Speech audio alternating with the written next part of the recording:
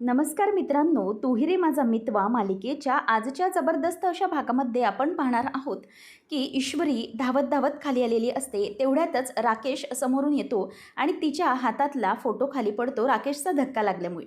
राकेश तो फोटो आता बघत राहतो आणि त्याच्याकडे अगदी बारीक लक्ष देत असतो. ईश्वरी विचारते की कोण आहेत, तुम्ही ओळखलं का यांना? तेव्हा राकेश त्या फोटोकडे बघतच राहतो आणि म्हणतो की नाही नाही ओळखलं मी, कोण आहे ते? तेव्हा ती म्हणते की खरंच एकदा पुन्हा बघा, तुम्ही नाही ओळखलं का? राकेश म्हणतो की नाही, कोण आहेत मला नाही माहिती. तेव्हा मग ईश्वरी सांगते, हे अंजलीताईंचे वडील आहेत आणि तुमचे सासरे आहेत ते.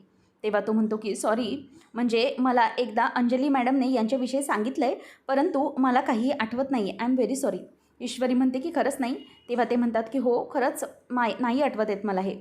असं म्हणून आता तो पुन्हा एकदा त्या फोटोकडे निरखून बघतच असतो. ईश्वरीचं लक्ष पूर्णपणे त्याच्याकडे असतं. तो काय बोलतोय याच्याकडे ती बघत असते. बरं, ईश्वरी म्हणते की चालेल, नसेल आठवत तुम्हाला तर राहू दे. हे सगळं लांबूनच वल्लरी बघत असते. वल्लरीच्या डोक्यामध्ये तेच विचार सुरू असतात की जर याने काही ओळखलं आहे का रमाकांत यांना काही ओळखलं आहे का? पण नाही, ती काहीच ओळखत नसते. तेव्हा मग ईश्वरी म्हणते की यांचं रमाकांत राजशिर्के आहे. बरं ठीक आहे, नसेल ओळखत तर राहू द्या, मला जरा निघायचं आहे, तो फोटो देता का मला प्लीज? तेव्हा मग तो फोटो देतो आणि म्हणतो की ओके प्लीज, असं म्हणून आता ती फोटो घेते आणि तिकडून निघालेली असते. ईश्वरीच्या या सगळ्या घटनेमुळे इथे आता मामीला खूप मोठा धक्का बसलेला असतो, कारण की ईश्वरी जर काही करेल तर मात्र तिला खूपच भीती वाटत असते. त्यानंतर आपल्याला पाहायला मिळतं, ईश्वरी आपल्या घरी येते, आईला तो फोटो दाखवते आणि नंतर मग ईश्वरीला फोटो बघून आई विचारते की हा फोटो तू आता इथे का घेऊन आली आहेस? खरंच खूप चांगले गृहस्थ होते ग हे, खूप साधा माणूस होता. उगीचच त्यांच्यावर नको ते आरोप लावले आणि त्यांचं पूर्ण आयुष्य उद्ध्वस्त करून गेलं कोणीतरी. नक्की हे सगळं का झालं ना काहीच माहिती नाही आहे. खूप चांगला माणूस होता तो. तेव्हा ईश्वरी म्हणते की आई, अगं यांना मी पाहिलं आहे, म्हणजे मी देवळात गेले होते ना तेव्हा. हे ऐकल्यावरती आता तिला धक्का बसतो. ती म्हणते की काय काय म्हणतेस इशू, तू खरंच यांना पाहिलं होतंस? तेव्हा ईश्वरी म्हणते की हो आई, अगं मी यांना पाहिलं होतं. मला खरंच यामुळे खूप मोठा धक्का बसला आहे, काय करू काहीच सुचत नाही आहे. तेव्हा आता हे ऐकून सुप्रियाला पण फार मोठा धक्का बसतो. ती तिथल्या तिथे खाली बसते आणि म्हणते की खरंच इशू, तू यांना कुठे पाहिलं होतंस? ईश्वरी म्हणते की आई, अगं आम्ही सकाळी राम मंदिरात गेलो होतो ना, तर तिकडे राम मंदिराच्या इथे काही साधू होते. त्या साधूंमध्येच यांना मी बसलेलं पाहिलं होतं. यांचा चेहरा मी ओळखला, त्या साधूंमध्येच होते ते. आता त्यांची इतकी वाईट अवस्था झाली हे पाहून सुप्रियाला खूप वाईट वाटतं. नंतर ईश्वरी म्हणते की आई, काय झालं, तू शांत का बसली आहेस? तेव्हा सुप्रिया खुश होते आणि म्हणते की इशू, मला खरंच खूप बरं वाटलं हे जिवंत आहेत हे ऐकून. म्हणजे हे जर जिवंत असले तर आपल्याला कोणतेच पुरावे शोधण्याची गरज भासणार नाही. तुला कळतंय का इशू? अगं जर हे जिवंत असले तर हे स्वतः येऊन सगळं सत्य सांगतील माझ्याबद्दल आणि त्यांच्याबद्दल, आणि कुठल्याही प्रकारचे गैरसमज अर्णव किंवा त्यांच्या घरच्यांच्या मनात राहणार नाहीत. शिवाय हे सगळं काही सांगतील, मग आपल्याला दुसऱ्या कोणत्याही पुराव्याची गरज नाही. धुमाळ नको किंवा कोणीही नको, कोणालाही आपल्याला शोधण्याची गरज नाही. इशू, हे सगळं नीट होईल. अर्णवच्या मनात माझ्याविषयी जी काही शंका आहे ना, आणि जो काही वाईटपणा आहे तो दूर होईल आणि तुझा संसार व्यवस्थित मार्गाला लागेल इशू, कळतंय का? तेव्हा ईश्वरी म्हणते की हो आई, हो बरोबर बोलतेस तू, सगळं काही व्यवस्थित होईल, फक्त यांना मला शोधायचं आहे. ईश्वरी म्हणते की आई, खरंच मला इतकं बरं वाटलं आहे ना त्यांना पाहून, म्हणजे आता हे तुझ्याशी बोलूनही मला खूप बरं वाटलं आणि हलकं वाटलं. तेव्हा आई म्हणते की ईश्वरी, पण तू त्यांना शोधणार कसं आहेस आता त्यांना? म्हणजे मला एक गोष्ट कळत नाही आहे की आता हा फोटो तर तू आणला आहेस, पण नक्की हे सापडतील का तुला? आणि तुला माहिती आहे का इशू, एक गोष्ट मला खरंच कळली की आजच्या दिवशी खूप चांगला प्रकार घडला आहे. आपण बघ, रामाची सेवा करतो, त्यांची पूजा करतो, आपल्याला त्याचं फळ नक्कीच मिळतं. बघ, देवाने आपलं ऐकलं. इतक्या दिवसानंतर का होईना आपल्या पदरात आशेचा किरण नक्की टाकलेला आहे. हे ऐकल्यावर ईश्वरीलाही खूप बरं वाटतं. तर आकाश इथे जास्त टेन्स्डच खाली बसलेला असतो. तेव्हा मग आकाशला अर्णव बघतो आणि म्हणतो की याचं काय झालं आहे, हा इथे असा का बसला आहे? म्हणून आकाश आता तिथे बसलेला असताना अर्णव त्याला येऊन विचारतो की एक मिनिट, काय झालं आहे तुला? तू असा शांत का बसला आहेस? म्हणजे एनिथिंग प्रॉब्लेम? तेव्हा तो नॉट ॲट ऑल असं बोलतो आणि गप्प बसतो. तेव्हा अर्णव तिथून निघून चाललेला असतो. तो म्हणतो की एक प्रॉब्लेम झाला आहे. मग तो विचारतो की हो, मी तेच तुला विचारतोय ना, काय झालं आहे आकाश? आकाश म्हणतो की दादा, नम्रता माझ्याशी भांडली. तेव्हा हे ऐकून आकाशला अर्णव म्हणतो, "व्हॉट नम्रता आणि तुझ्याशी भांडली आहे?" तेव्हा तो म्हणतो की "हो, माझ्याशीच भांडली आहे. तुला वाटलंच ना ऐकून की नम्रता असं काहीच करू शकत नाही. सगळ्यांना असंच वाटतं की मीच खोटं काहीतरी बोलतोय. पण खरंच नम्रता आणि माझ्यामध्ये खूप वाद झाले. ती ना माझं काही ऐकून घ्यायलाच तयार नाही आहे. नुसती भांडते माझ्याशी आणि मला हेच कळत नाही की मी आता काय करू?" तेव्हा अर्णव म्हणतो की "हे बघ, या दोघी बहिणींना तशाच आहेत. ईश्वरीचं पण तसंच आहे. तिचं काही झालं ना की साध्या साध्या गोष्टींवरून नुसतं भांडण काढत बसते. तिला छोटासाही पॉईंट पुरेसा असतो." तेव्हा आकाश म्हणतो की "हे बघ दादा, अरे तुझं काय चाललं आहे मध्येच? इथे मी माझा प्रॉब्लेम सांगतोय आणि मध्येच तू तुझा प्रॉब्लेम शेअर करतोय. इथे माझा प्रॉब्लेम सॉल्व्ह करण्याच्या ऐवजी तू तुझेच प्रॉब्लेम सांगत बसलायस." आकाशला तो म्हणतो, "ओ आय एम व्हेरी सॉरी. बरं, मग आता मी तुला एक सोल्युशन सांगतो, ते ऐक. एक काम कर, तू आता एक तिच्याशी ना काही बोलू नको, काही रिॲक्टच करू नको, न्यूट्रल राहा. म्हणजे ना ती बोलते त्याच्यावरती वाद पण घालू नकोस किंवा तिच्याकडे लक्ष पण देऊ नकोस, इग्नोर कर." तेव्हा हे ऐकल्यावर आकाश म्हणतो की "सगळं करून पाहिलंय, भांडून पाहिलंय, शांत राहून पाहिलंय, सगळं पाहिलंय, पण अजिबातच तिच्यावर कोणताही फरकच पडत नाही आहे. काय करावं ना मला खरंच काही सुचत नाही आहे." तेव्हा मग अर्णव म्हणतो की "बरं ठीक आहे, एक काम कर आकाश, आता मग मी तुला आणखी काय सजेस्ट करू? तुला मला एकच सांगायचं आहे." तेव्हा लगेचच आता अर्णवला तो म्हणतो की "जाऊ दे, तू ना काहीच बोलू नकोस, तू काहीच सांगू शकत नाही. ईश्वरी बहिणी काहीतरी प्रॉब्लेम म्हणजे शेअर करू शकते. तीच काहीतरी सत्य सांगू शकते किंवा माझा प्रॉब्लेम अशा प्रकारे सॉल्व्ह करू शकते. पण तू तू नाही, तू जाऊ दे. तुझ्याशी बोलून काहीच फायदा नाही आहे." तेव्हा मग अर्णव म्हणतो, "अच्छा, म्हणजे आता तू माझ्यासमोर तिचं कौतुक करणार आहेस तर?" तेव्हा आकाश म्हणतो की "जाऊ दे ना, सोड, मीच जातो." असं म्हणून तो तिथून आता वैतागून निघून गेलेला असतो. तर इथे ईश्वरी ही नमूची समजूत काढत असते. "नमूताई, अगं अशी अजून किती वेळ रुसून बसणार आहेस तू?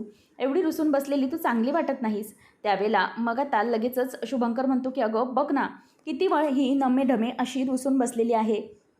तेव्हा मग ईश्वरी तिच्याजवळ जाते आणि म्हणते की "ताई, हे बघ, ऐक माझं. जरासं ऐक. अगं असं रुसणं तुला बरोबर नाही वाटत. तू खरंच खूप समजूतदार आहेस. इतक्या छोट्या गोष्टीवरून का रुसली आहेस तू?" तेव्हा नमू म्हणते की "तेच तर आहे ना प्रॉब्लेम. प्रत्येक वेळेला मी समजून घेते, म्हणूनच सगळ्यांना तुम्हाला वाटतं की मी यावेळेला चुकली आहे. पण नाही, मला ना खूप राग आलेला आहे." तेव्हा लगेच शुभंकर म्हणतो की "इतका बाहेर सुनामी आलाय ना, की इतक्या या रागाने ना बाहेर सुनामी येऊन जाईल चाळीमध्ये, इतका हा राग आहे आज घरात." तेव्हा ईश्वरी म्हणते की "थांब रे जरा शुभंकर, मला बोलू दे माझ्या ताईसोबत." मग ईश्वरी म्हणते की "ताई, हे बघ, एक गोष्ट लक्षात घे. आपल्याला ते दोन्ही भाऊ प्रत्येक वेळेला प्रत्येक संकटात मदत करत आले आहेत ना गं. मग आता त्यांच्यावरती जर कुठलं संकट आलं किंवा वाईट वेळ आली तर आपल्याला समजून घ्यायला नको का? मला सांग, एरवी आकाश सर प्रत्येक वेळेला तुझ्या मदतीला असतातच ना. मग आता यावेळेला तू इतकी का रागवली आहेस? जर त्यांची वेळ आली तर त्यावेळेला तुला समजून घ्यायला नको आहे का?" तेव्हा मग ईश्वरीला तिचं बोलणं ऐकल्यानंतर सुप्रिया बघत बसते की नमू काही रिॲक्ट होते का. तेव्हा नमू शांत होते आणि म्हणते की "काय करू मी? ताई, ऐश्वरी, मलाच ना कळत नाही आहे मी यावेळेला का इतकी रागवली आहे. माझं रागच शांत होत नाही आहे." आता डोळ्यामध्ये पाणी आलेलं असतं. नमू बोलते की "मला कळतं आहे की मी जास्त वेळ हे प्रकरण ताणायला नको, परंतु काय करू, माझ्या डोक्यातून ना ते सगळं जातच नाही आहे इशू. मला ना या सगळ्याचा खरंच खूप त्रास होतो आहे. म्हणजे काय करू ना मलाच कळत नाही आहे." त्यावेळेला आता ईश्वरी म्हणते की "बस, आता झालं. मनातला राग सगळा काढून टाक बघू." तेव्हा लगेच शुभंकर म्हणतो की "अरे बापरे, म्हणजे नमू मॅडमच्या डोळ्यामध्ये पाणी आलं. आता युद्ध संपलं असं वाटतंय मला." शुभंकर आता असं बोलून बाजूला जातो. तेव्हा सुप्रिया म्हणते की "अरे शुभंकर, थांब." मग लगेच नम्रता म्हणते की "आई, बघितलं कसा बोलतोय हा, मध्ये मध्ये नुसता करतो आणि तुम्हाला वाटतं की मीच चुकीची आहे. हा बघा किती नाटक करतो मध्ये मध्ये." तेव्हा आता ईश्वरी शुभंकरवर ओरडते आणि म्हणते की "गप्प बस." आणि मग ती ईश्वरी नमूला म्हणते की "ताई, आता तरी तुला समजलं आहे ना, सगळा राग मनातून काढून टाक आणि नेमकं आकाश सरांशी बोलून घे." आणि तेही अगं शांत नाही आहेत घरामध्ये, कोणाशीच ते जास्त काही बोलत नाहीत, ते पण चिडचिडच करतायत. त्यामुळे तू त्यांच्याशी बोल आणि तुमच्यातलं भांडव मिटव लवकर, समजलं? तेव्हा मग ती ओके असं म्हणते. त्यानंतर सुप्रिया म्हणते की "चला, म्हणजे नमू मॅडमने शेवटी इश्यूचं ऐकलंच." त्याचबरोबर शुभंकर म्हणतो की "मग ईश्वरी आहे ती." त्याचबरोबर ईश्वरी म्हणते की "ते सगळं जाऊ दे. काय रे शुभंकर, काय सांगितलं होतंस? मी आल्यावर घरी मला बढियाचा मालपुआ खायला देणार आहेस, मग आता काय झालं?" शुभंकर म्हणतो की "अगं अचानक आलीस ना तू अशी. एक काम करू, पुढच्या वेळेला ना जिजूंना पण घेऊन ये. मी तुम्हा दोघांना मस्त इंदोर स्पेशल मालपुआ खायला घालतो." तेव्हा ईश्वरी म्हणते की "बरं ठीक आहे, आता मी निघते, मला उशीर होतोय."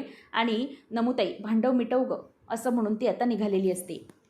तेवढ्यातच अर्णवचं फोनवर काहीतरी महत्त्वाचं काम सुरू असतं. ईश्वरी हळूच रूममध्ये येते आणि त्याच्या कपाटामध्ये तो फोटो ठेवून देते.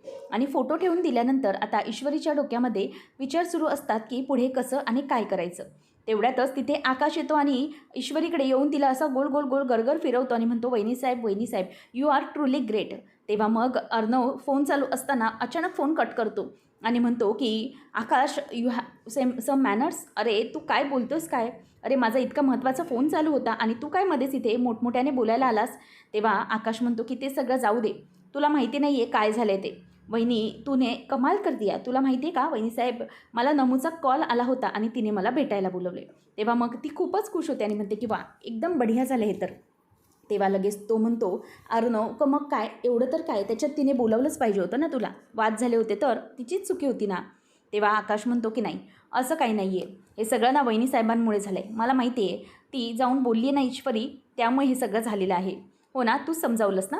तेव्हा ती म्हणते की, "हो, खरं तर मी बोलले तिच्याशी, पण तिच्याच मनावर होतं शेवटी राग काढणं ते." त्यावर आकाश म्हणतो की, "बघितलं, मला माहिती आहे. हे सगळं ना वहिनीसाहेबांमुळे झालं आहे. खरंच थँक्यू सो मच." असं म्हणून तो तिचं कौतुक करत होतो.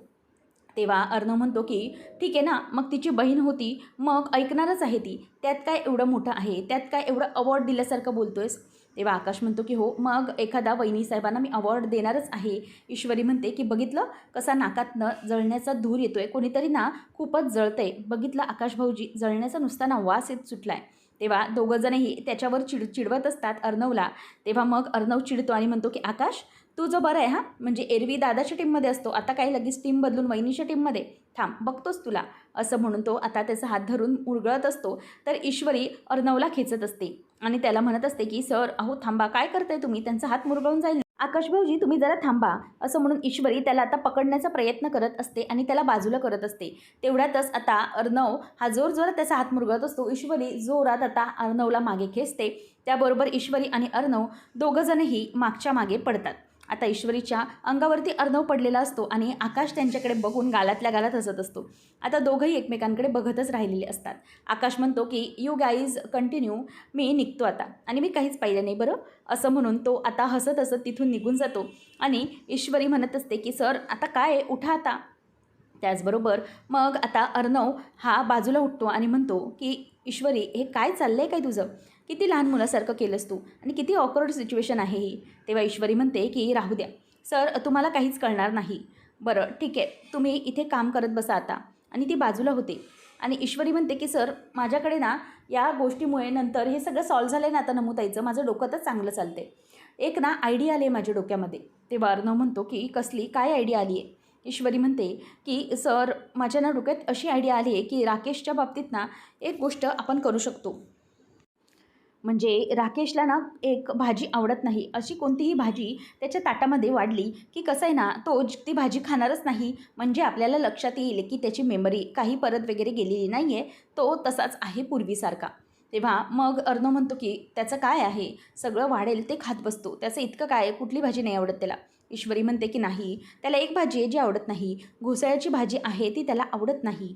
त्यामुळे ती भाजी जर त्याच्या पानामध्ये वाढली ना, तर ती भाजी तो खाणार नाही." तेव्हा अर्णव म्हणतो की, "अच्छा, असं असेल." ईश्वरी म्हणते की, "हो, नक्कीच. म्हणजे ना या गोष्टीचा काहीतरी नक्की परिणाम होऊ शकतो आणि द्या हात इथे माझ्या हातामध्ये, म्हणजे आपण दोघंही मस्त काही प्लॅनिंग करूया." आता ईश्वरी आणि अर्णव एकमेकांचा हात हातात घेतात आणि पुढच्या प्लॅनिंगला लागलेले असतात. तर नम्रताला सोडायला शुभंकर आलेला असतो आणि मग शुभंकर म्हणतो की, "चला, सगळं काही आता सॉर्ट झालेलं आहे. नमे, अगं भेटून घे आणि सगळे काही वाद मिटव, समजलं?" तेव्हा नम्रता सांगत असते की, "शुभंकर, तू पण थांब ना." आकाश म्हणतो की, "येस, तुला तर सगळंच माहिती आहे, मग तू थांब." तेव्हा लगेचच तो म्हणतो की, "कशाला कबाब में हड्डी, तुम्ही दोघंजण एक कॅरी करा. तसंही तुमचं आता पॅचअप होणार आहे ना, मग तुम्ही दोघं बोलून घ्या, आपण तुमची नंतर भेटून तिघंजणं पॅचअपची मस्तपैकी पार्टी करूया." असं म्हणून शुभंकर तिथून निघून जातो आणि त्याचबरोबर आता आकाश म्हणतो की, "ओके, ठीक आहे." मग नंतर शुभंकर म्हणतो, "चालेल, भेटूया परत आपण, मी निघतो." असं म्हणून तो आता तिथून निघालेला असतो. तर इथे ईश्वरी ही सगळ्यांना जेवायला वाढत असते. आजी म्हणते की, "आले का सगळे?" ईश्वरी म्हणते की, "जीजू आणि ताई आले की आपण सुरुवात करूया." तेव्हा मग लगेचच राकेश हा अर्णवच्या बाजूला बसायला जाणारच असतो. तेवढ्यातच तिथे ईश्वरी बघत असते आणि अंजली ओरडते की अहो तुम्ही इथे का बसताय, तुम्ही इथे कुटुंब प्रमुखाच्या खुर्चीवर बसा ना, तिथे कशाला बसले आहात तुम्ही. मग लगेचच तो म्हणतो की अगं पण तरी पण. त्याच वेळेला ईश्वरीला आता मामा खुणावत असतो की ती भाजी त्याला वाढ आणि हे जे तुझं प्लॅनिंग आहे ते अगदी परफेक्ट आहे, यावेळेला तो फसणार आहे हे नक्की, हे तिने आता ठरवलेलं असतं. नंतर मग राकेश म्हणतो की अगं उगीचच मॅडम नको, मला त्या खुर्चीवर ऑकवर्ड होणार, तुम्ही मला माझं पान वाढा, मी खाली बसतो. त्यावर आजी म्हणते की जावई बापू अजिबात नको, बरोबर दिसतं का ते, आम्ही सगळे असे जेवायला वर बसणार आहोत डायनिंग टेबलवर आणि तुम्ही तिथे खाली, बरोबर नाही आहे, घरचे जावई आहात तुम्ही, माझ्याबरोबर बसा, तुम्ही सगळ्यांनी बसा बघू. तेव्हा आजी असं म्हटल्यावर तो म्हणतो की बरं ठीक आहे, आजी म्हणतात म्हणून मी मान ठेवतो आणि अंजली त्याला त्या खुर्चीवर म्हणजेच कुटुंब प्रमुखाच्या खुर्चीवर बसायला सांगते. त्याच वेळेला अंजली आता जेवायला बसते आणि त्यानंतर मग अर्णव हा बघतच राहतो की पुढे काय घडणार आहे याचं. राकेश आता जाऊन खुर्चीवर बसतो अंजलीने सांगितल्याप्रमाणे. आता ईश्वरी त्याला जेवण वाढायला घेते आणि जेवण वाढत असताना त्याला सुरुवातीला पोळी वाढून मग ती घोसाळ्याची जी भाजी आहे ती वाढत असते. तेवढ्यातच तो काही बोलणार, अंजली बोलते की हे काय चाललं आहे घरामध्ये, तुला माहिती आहे ना की यांना ही भाजी ताटात वाढलेली चालत नाही, घोसाळ्याची भाजी यांना आवडत नाही, मग मुद्दाम ही भाजी का वाढलीस तू आज ताटामध्ये त्यांच्या. तेव्हा राकेश बघतच राहतो आणि अर्णव आणि मामा यांना वाटतं की हा प्लॅन आपला फ्लॉप झाला. तेवढ्यातच ती आता भाजी वाढत असताना म्हणते की सॉरी, मग लगेच अंजू म्हणते की अगं हे कशासाठी पण, यांची मेमरी गेली आणि तुम्ही का सगळे मेमरी गेल्यासारखी वागताय, मला कळत नाही आहे. राकेश ती भाजी खायला सुरुवातच करतो. तो म्हणतो की म्हणजे मला सांगा अंजली मॅडम, मला ही भाजी आवडायची नाही का. तेव्हा मग ती म्हणते की नाही, अजिबात नाही, मग तुम्हाला ही भाजी कधीच आवडलेली नव्हती. तेव्हा तो ती भाजी खायला लागतो आणि म्हणतो की नाही नाही, उलट ही भाजी तर खूपच भारी झाली आहे, मला आवडली ही भाजी, असं म्हणून तो भाजी खायला लागतो. तेव्हा मामाला आणि अर्णवला हे पाहून तर धक्काच बसतो. राकेश म्हणतो की असं काय म्हणताय अंजली ताई, म्हणजे अंजली मॅडम, ही भाजी खरंच खूप चांगली झाली, एक काम करता का ईश्वरी मॅडम, मला ना जरा आणखी भाजी वाढा ना, म्हणजे ही खूप छान झाली आहे भाजी. तेव्हा ईश्वरीलाही ते पाहून धक्का बसतो की राकेश चक्क ही भाजी खात आहे. राकेश आता ती भाजी अगदी चवीचवीने खात असतो आणि ते पाहून घरातले सगळेजणं बघतच बसलेले असतात. आणि नंतर अंजली म्हणते की अहो पण तुम्हाला ही भाजी आवडायची नाही. राकेश म्हणतो की त्याचं काय ना, मी सगळं विसरलो आहे, त्यामुळे एक आता मला ना याचं बेनिफिट समजलं, आपलं काही विसरलो किंवा मेमरी लॉस झाला ना त्याचा हाही फायदा होऊ शकतो अंजली मॅडम. म्हणजे ना आपल्याला जे काही आवडत नसायचं ते तर आपल्याला लक्षात राहतच नाही आणि आपण सगळं काही खायला सुरुवात करतो, याचा हा असा एक फायदा झाला आहे, असं राकेश आता स्वतःशीच बोलत असतो. आणि मामालाही अगदी आश्चर्यचकित व्हायला होतं की काय झालं आहे का या माणसाला, म्हणजे इतकं सगळं होऊनही हा सगळी भाजी खातो आहे.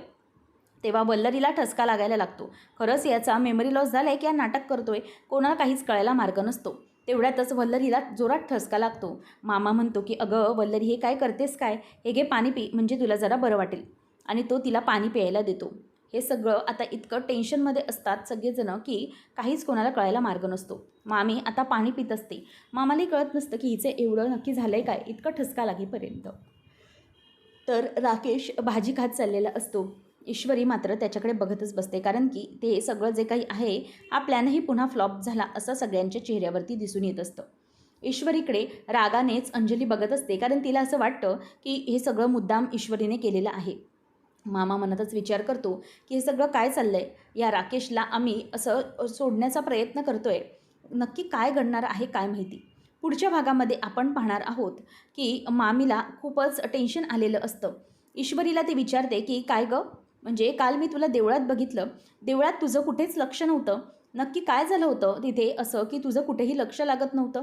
त्यावेळेला मग आता मामीला ईश्वरी म्हणते की मला सांगा मामी तुम्ही एक गोष्ट, की हे सगळं नक्की तुमच्याही मनात काय चालू आहे, म्हणजे तुम्ही, म्हणजे मी पण बघितलं तुम्हाला देवळामध्ये, तुमचंही तिथे अजिबातच लक्ष नव्हतं, म्हणजे इतकं काय घडलं होतं की तुमचं तिथेही अजिबात लक्ष नव्हतं, असं काही झालं आहे का की तुमचा चेहऱ्यावरचा रंग उडवला आहे. मी पण तुम्हाला कालपासून बघते, जेव्हापासून देवळातून आलाय ना तेव्हापासून तुमच्या चेहऱ्यावरचा अगदी रंगच उडून गेलेला आहे, कसली भीती आहे तुम्हाला, नक्की काही घडलं आहे का देवळामध्ये, असं ईश्वरी आता सरळ सरळ मामीला विचारत असते. मामीला आता काय बोलावं काहीच कळत नसतं, ती अगदी गप्प बसून असते.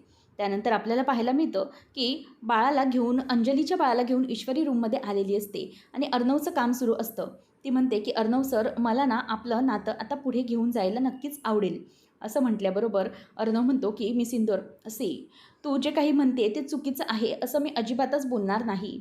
कारण तुझ्याबद्दल मला काहीच प्रॉब्लेम नाही आहे. तू खरंच खूप चांगली आहेस. You are a very good person. परंतु एक गोष्ट नक्की, की जोपर्यंत आपल्या फॅमिलीमध्ये जे काही घडलं आहे, म्हणजे तुझ्या आईच्या बाबतीत या ज्या काही गोष्टी आहेत किंवा त्यांच्यावरती जो लागलेला आरोप आहे, तोपर्यंत जो आरोप क्लिअर होणार नाही ना, तोपर्यंत मला पुढे या नात्याचा विचार करता येणार नाही. म्हणजे तुला असं वाटत असेल, की मी खूप चुकीचं किंवा सेल्फिश वागतोय, परंतु माझ्या मनामध्ये जे आहे ते मी असं शांत करू शकत नाही किंवा मिटवू शकत नाही. जोपर्यंत या गोष्टी क्लिअर होणार नाहीत ना, तोपर्यंत मी आपलं नातं कधीही पुढे घेऊन जाऊ शकत नाही. असं अर्णव आता ईश्वरीला बोलून दाखवतो. त्यामुळे ईश्वरीचा चेहरा अगदी पडल्यासारखा होतो. कारण की आई आपली निर्दोष आहे, परंतु तरीही या सगळ्या गोष्टी का अडकल्या गेल्यात याचं तिला खूप काळजी लागलेली असते.